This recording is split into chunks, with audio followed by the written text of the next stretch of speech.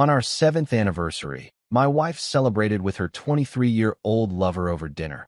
She told me earlier that day she needed to work late because of a scheduled board meeting. I responded, "That's fine." The next day, she went crazy because I dropped the bomb. "Hello. Thank you for your continuous support. This means a lot to us. If you enjoy the stories we share, kindly subscribe to this channel. It will be great if you can leave a comment on which city you are watching from. We might just give you a shout out in our next story. Today's special shout out goes to Arnold Lewis from Seneca. We are glad you enjoy our stories. Now let's dive into the details of today's story. I woke up that morning with the weight of 7 years pressing against my ribs.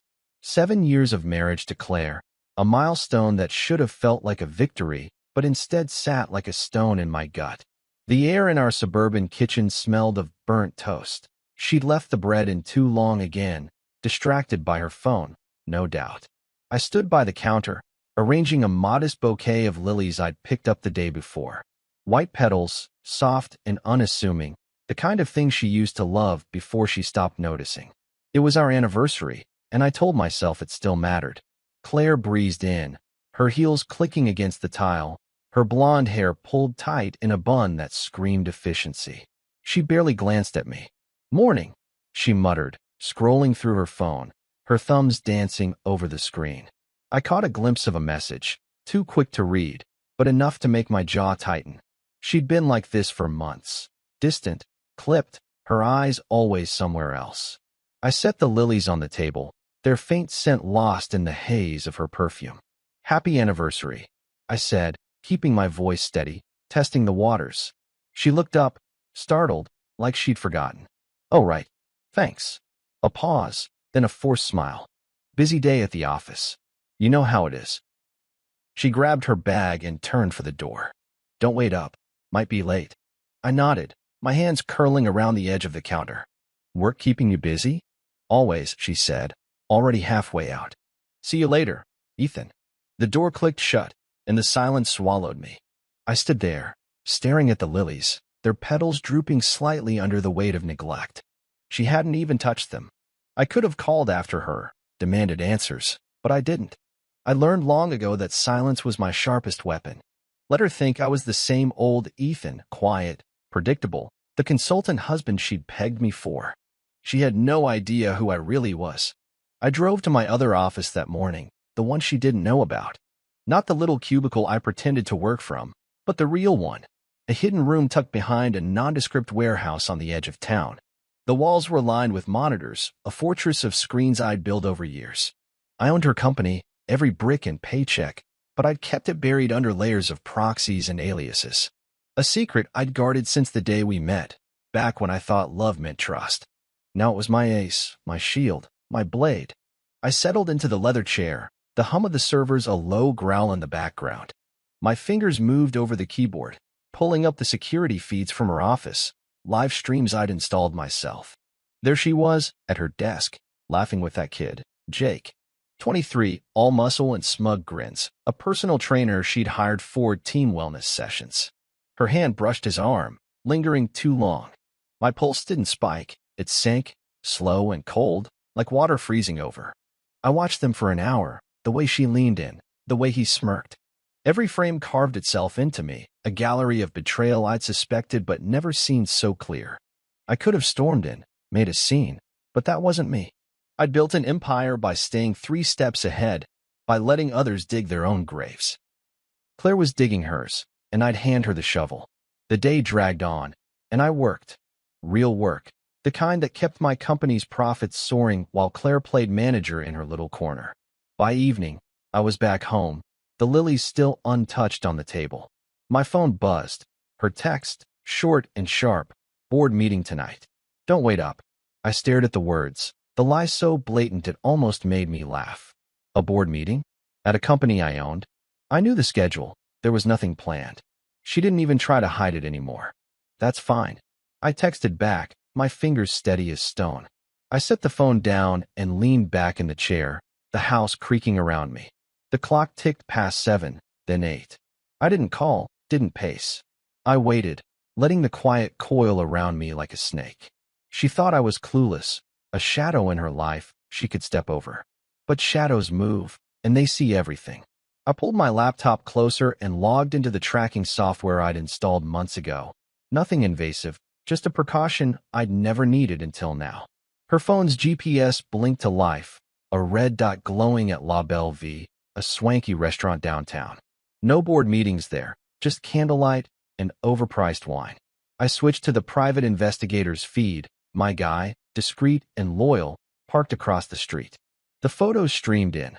Claire in a red dress, Jake in a tight shirt, their heads bent close over a shared dessert.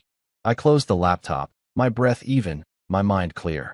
7 years ended in a snapshot, and I felt nothing. No rage, no tears, just a switch flipping, a plan clicking into place. I stood, grabbed my keys, and walked to the garage. The lilies stayed behind, wilting in the dark. She'd made her choice, and now I'd make mine. I stood, my shadow stretching across the hardwood, and made a choice. Not to confront her, not yet. That would come later, when the ground was mine to command. For now, I'd move. Shift the board before she even knew we were playing. I grabbed a duffel from the closet, the one I'd kept packed for emergencies she'd never questioned. Clothes, laptop, a few files, nothing sentimental. The wedding photo on the dresser stared at me, her smile frozen from a decade ago. I left it there, untouched. The drive to the mansion took 30 minutes, the city blurring past in streaks of neon and shadow. I'd bought the place a month back, a steel and glass fortress perched on a hill overlooking the sprawl. Cash deal, off the books, another secret she'd never sniffed out. The gates swung open with a hum, and I pulled into the garage, the engine's growl fading into the night. Inside, the air was crisp, untouched by her presence. Marble floors, high ceilings, a wall of windows framing the skyline. It wasn't a home yet, just a shell, but it was mine. I dropped the duffel in the master suite, a room bigger than our old living space combined. The bed was bare, no sheets yet, but I didn't care. I walked to the window, the city glittering below like a chessboard I'd mastered. Claire thought she was winning, spinning her web with Jake, but she didn't see the pieces I'd already moved. The company she worked for, my company, was a machine I'd built from nothing, a labyrinth of power she'd never navigated past her little manager's desk. She didn't know the codes, the accounts, the strings I held. I pulled out my phone and texted my private investigator. Keep eyes on her. Updates hourly. He'd been with me for years, a shadow of my own, and he knew better than to ask questions. The reply came fast. On it. I set the phone down and opened my laptop again, this time to a different system. Bank accounts, joint ones she thought were ours together. I didn't touch them yet. That'd come soon. For now, I checked the mansion's security feeds, making sure the gates, the cameras, the locks were live. No loose ends. She'd never find me here, not until I wanted her to. The clock hit 11, and the private investigator's next update pinged. Still at restaurant. Moved to bar. Hensy. I pictured it, her fingers on his sleeve, his breath on her neck, and felt a flicker, not of pain but of clarity. This wasn't love unraveling. It was a contract breaking, one she'd signed in secret with someone else. I'd given her 7 years, a house, a life she'd taken for granted, and she'd traded it for a kid who'd ditch her the second the bills piled up. I walked downstairs, the echo of my steps sharp in the empty space. The kitchen gleamed, stainless steel and granite, a blank slate. I poured a glass of water from the sink, nothing stronger. I needed my head clear. Standing there, I traced the plan in my mind. Cut her off, expose her, leave her with nothing but the wreckage she'd built. It wasn't revenge, not yet. It was justice, cold and precise, the kind I'd honed running a company she didn't even know was mine. I finished the water and set the glass down, the clink loud in the silence. Outside, the city pulsed, oblivious to the shift in my world. I climbed the stairs back to the bedroom, the duffel still unzipped on the floor. I didn't unpack, didn't settle. This wasn't about comfort, it was about control. I stood at the window again, hands in my pockets, the skyline a map of what I'd earned and what she'd lost. Claire was out there, laughing with Jake, thinking she'd won. She didn't know I'd already left, that the game had changed. She'd find out soon enough. I woke up in the mansion before dawn, the bare mattress creaking under me as I sat up. The city lights still flickered through the window, a restless pulse that matched the one in my chest. I'd slept in my clothes, the duffel untouched beside me, but rest wasn't the point. I'd crossed a line the night before, and now it was time to draw the next one. Claire was out there, tangled in her lie, and I was ready to pull the threads apart. I brewed coffee in the kitchen, the machine's hiss filling the empty space. My phone sat on the counter, silent since the private investigator's last update. Claire and Jake stumbling out of La Bellevue past midnight, her arm looped through his. I didn't need more photos. Her betrayal was etched in me now, a map I'd follow to her undoing. I sipped the coffee, black and bitter, and opened my laptop. The joint accounts glowed on the screen, a shared life I'd funded while she played her game. With a few clicks, I locked her out, access revoked, cards frozen. She'd feel it soon. The clock ticked toward 8, and I drove to the warehouse, my hidden office a bunker of control. The monitors hummed as I logged in, pulling up the real-time feed from our old house. Claire's car wasn't in the driveway yet. She'd stayed out, probably at Jake's, thinking I'd be waiting like always. I smirked, a rare crack in my comm, and dialed my realtor. "Put the house on the market," I said, voice flat. "Today. Cash offers only." She didn't ask why, just confirmed the listing and hung up. Another thread snapped. By 10, the private investigator texted, "She's heading home." I leaned back, watching the feed as her sedan rolled up. She stepped out, hair mussed, lipstick faded, the red dress swapped for yoga pants and a hoodie. She fumbled with her keys, oblivious to the storm I'd unleashed. The door swung open, and she froze, her head tilting as she took in the silence. I'd left nothing but the furniture, the lilies wilting on the table like a ghost of yesterday. She dropped her bag, her mouth moving in words I couldn't hear, and then she grabbed her phone. My cell rang seconds later, her name flashing. I let it buzz once, twice, then answered. "Ethan, where the hell are you?" She shouted, her voice shrill, cracking at the edges. "You can't just disappear. What's wrong with you?" I stayed quiet for a beat, letting her squirm. Then I said, "Check your messages." I hung up and sent the photos. Claire and Jake at the restaurant, spoon to spoon, her smile a dagger. The caption was simple, "Enjoy your new life."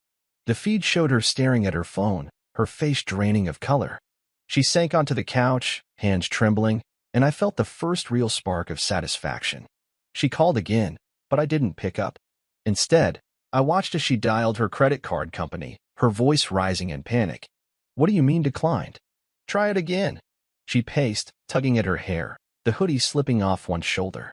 The realtor arrived then, a brisk woman in a blazer, knocking sharp and loud. Claire answered, bewildered, and I turned up the audio.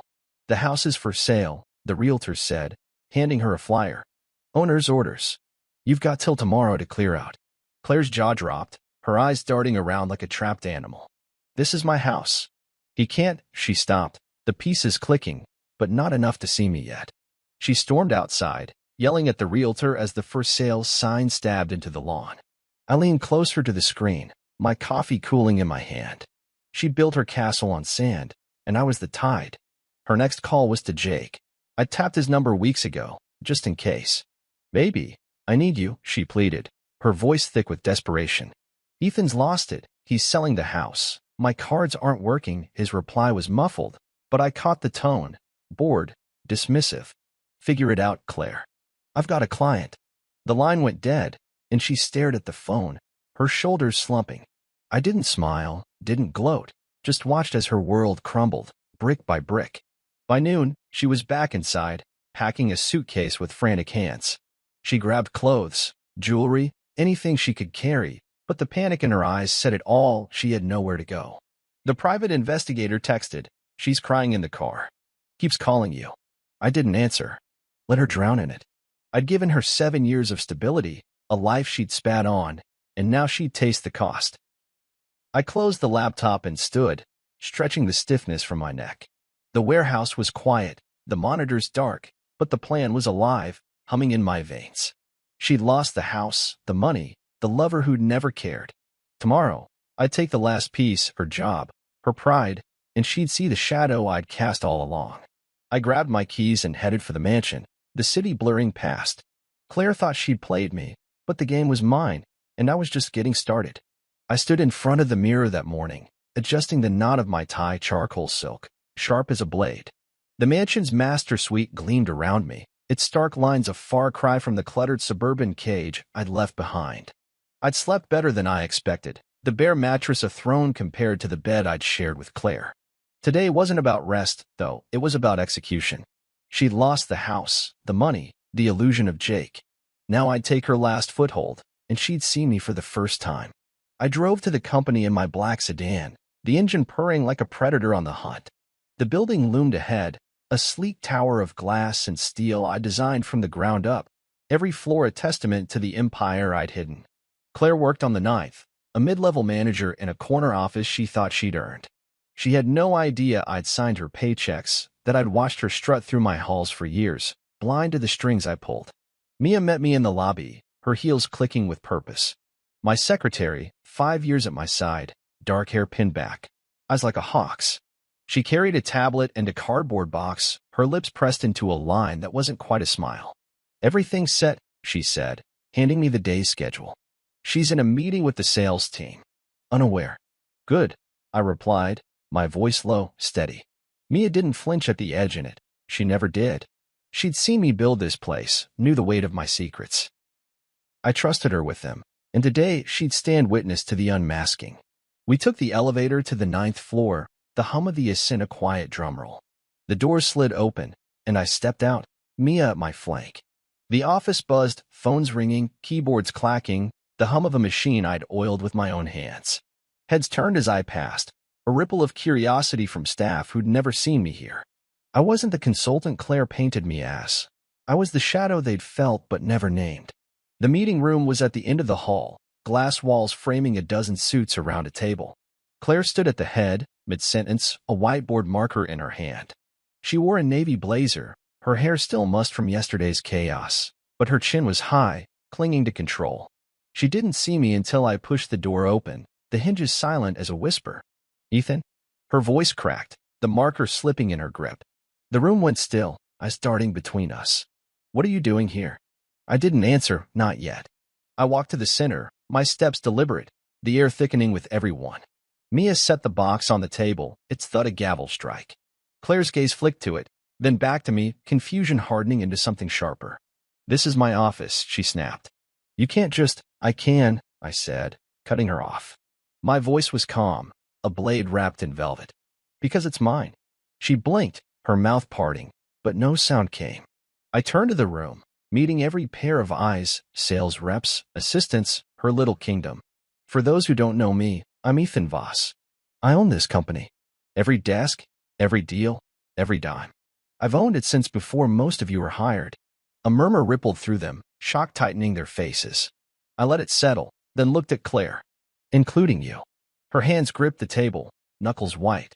"That's impossible," she stammered.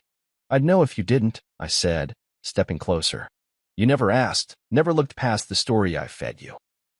The consultant husband, the quiet fool. "But I built this, Claire, while you played your games." She shook her head, a desperate laugh bubbling up. "You're lying. This is some sick stunt. Ask Mia," I said, nodding to my secretary. Mia tapped her tablet, projecting a document on the wall, my name, clear as day, on the founding papers. Dated 10 years back, before Claire ever walked these halls. The room gasped, a collective breath sucked out. Claire's face drained, her blazer suddenly too big for her shrinking frame. "You're done here," I said, my words final, unyielding. "Pack your things. You're fired." She stared at me, eyes wild, then lunged for an excuse.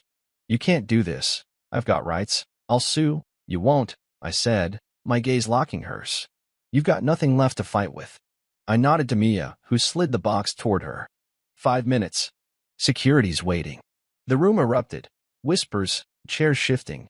But Claire just stood there, frozen, the marker rolling off the table with a clatter. I turned and walked out, Mia behind me, her steps a quiet echo. I didn't look back.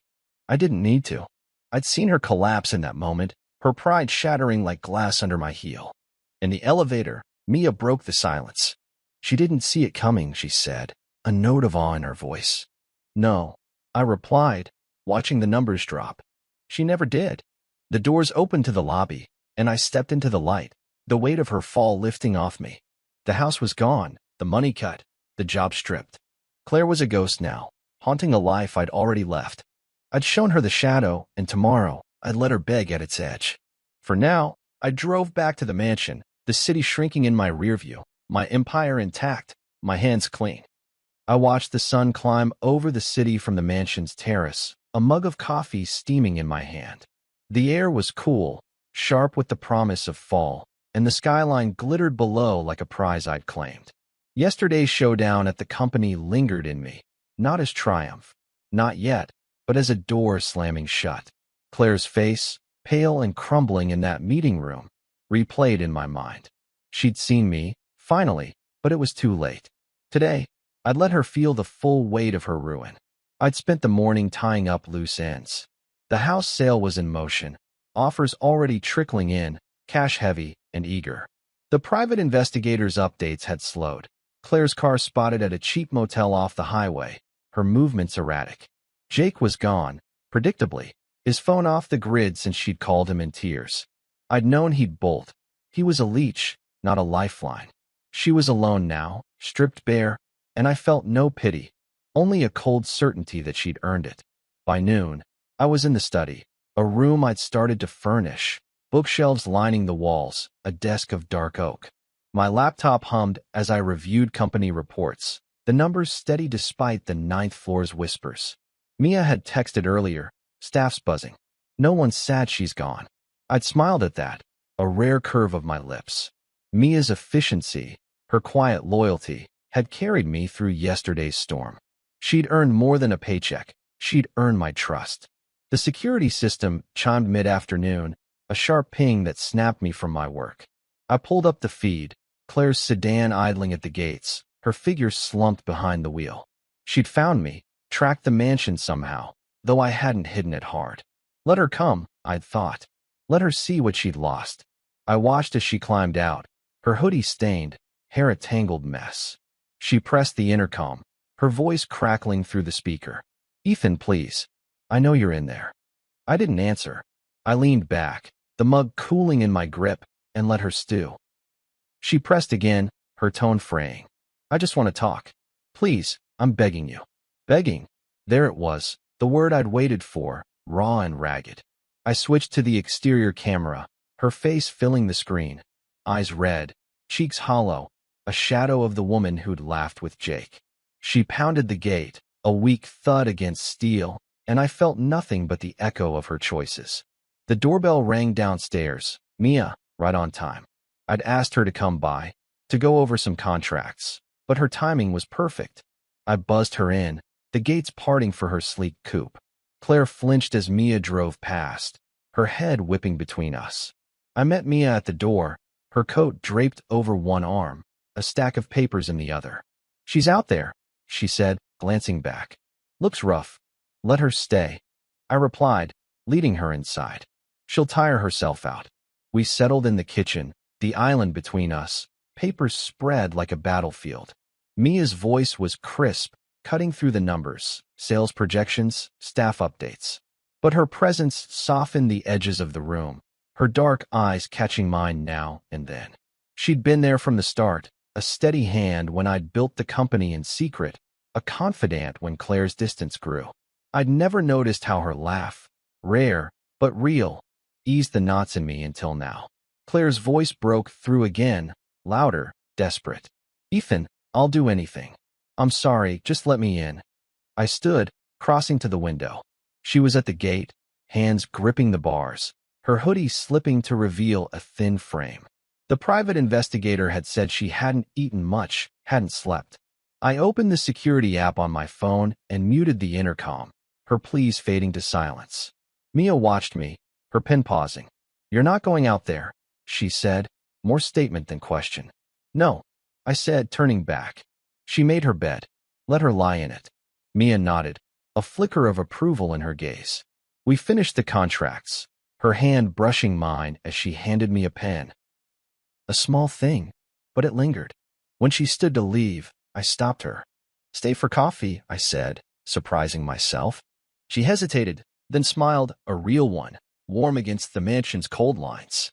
Sure, she said, settling back. Outside, Claire's figure slumped against the gate, her sobs a faint hum I could ignore. I poured 2 mugs, the steam curling between us, and Mia took hers with a quiet thanks. We talked, not about work, but about the city, the future, the little things I'd buried under Claire's shadow. Her laugh came again, soft and unguarded, and I felt something shift, a door opening where one had closed. I glanced at the feed one last time. Claire was still there, head bowed, defeated. I shut it off, the screen going black. She'd beg until her voice gave out, but I was done listening. Mia's presence filled the space Claire had left, and for the first time in years, I didn't feel alone. I woke to the sound of rain tapping the mansion's windows, a soft rhythm that washed away the echoes of Claire's pleas. The night before, she'd lingered at the gates until exhaustion took her, her silhouette fading into the dark as Mia and I sat over coffee. I hadn't checked the security feed since, didn't need to. She was gone, a ghost I'd exorcised, and the silence she left was mine to fill. Today, I closed the book on her for good and stepped into something new. I dressed in a crisp shirt and slacks, the mirror reflecting a man I hadn't seen in years, unburdened, eyes clear. The company waited, its pulse steady under my hand, but I'd decided its fate. I'd built it from shadows, a fortress to prove I could, but it wasn't my future anymore. I wanted something cleaner, something real.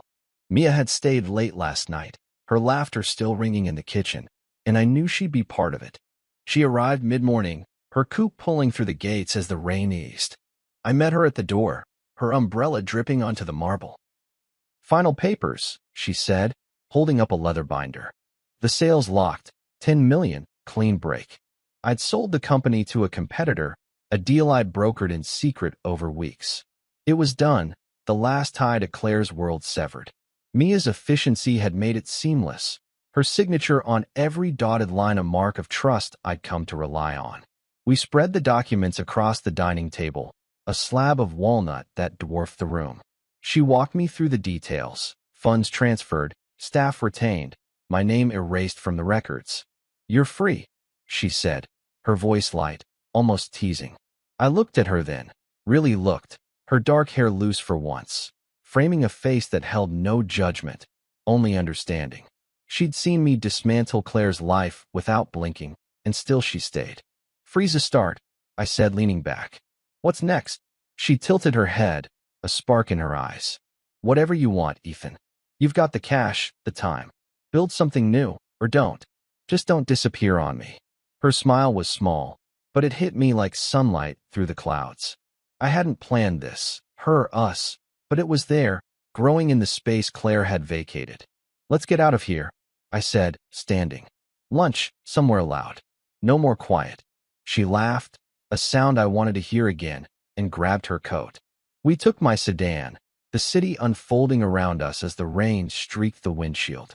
I drove to a bistro downtown, a place with clattering plates and voices thick with life.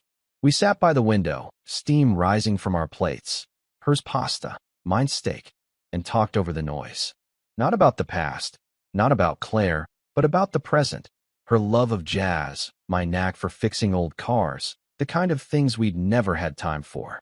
Her hand brushed mine across the table, deliberate this time, and I didn't pull back. "You're different today," she said, her fork pausing. "Lighter." "I am," I replied, meeting her gaze. "You stuck around. That matters." She didn't blush, didn't look away, just nodded, like she'd known all along. We finished the meal, the rain slowing to a drizzle outside, and I paid the bill with a card tied to my new life, one Claire would never touch. We drove north after, no destination, just the road. The city gave way to hills, green and rolling, the air fresh through the cracked window. Mia turned on the radio, a saxophone wailing low, and I felt the last knot in me unravel. She hummed along, her voice soft, and I glanced at her partner, ally, something more. 7 years with Claire had been a cage. This was freedom, and I wouldn't let it slip. I didn't see Claire until we looped back toward the mansion, hours later. Her sedan was parked crooked on the shoulder, 100 yards from the gates. She stood beside it, soaked and shivering, her hoodie plastered to her frame. I slowed, Mia tensing beside me. "She's still here," she murmured. "Let her be," I said, my voice firm. Claire's head lifted as we passed, her eyes locking on mine, hollow, pleading, a wreck of the woman I'd married. She stumbled forward, arms outstretched, her mouth moving in words the wind swallowed.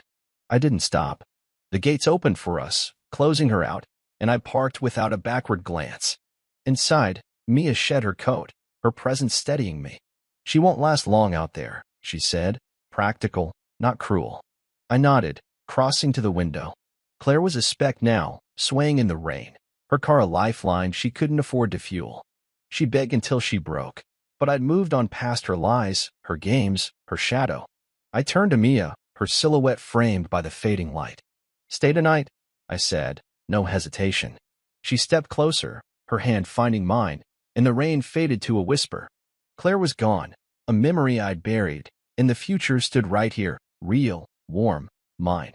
We walked upstairs together, the mansion alive with possibility, and I knew I'd never look back. And that's where Ethan's story ends. Or maybe where it truly begins. Did he find the peace he deserved, or is there more to come? Let me know what you think in the comments below. Should Claire get a shot at redemption, or is Ethan's new dawn with Mia the perfect close? If you love this tale of betrayal and triumph, hit that like button, subscribe, and ring the bell so you don't miss the next story. Share this with someone who'd root for Ethan's revenge, and let's keep the conversation going. Until next time, stay sharp, and see you in our next story.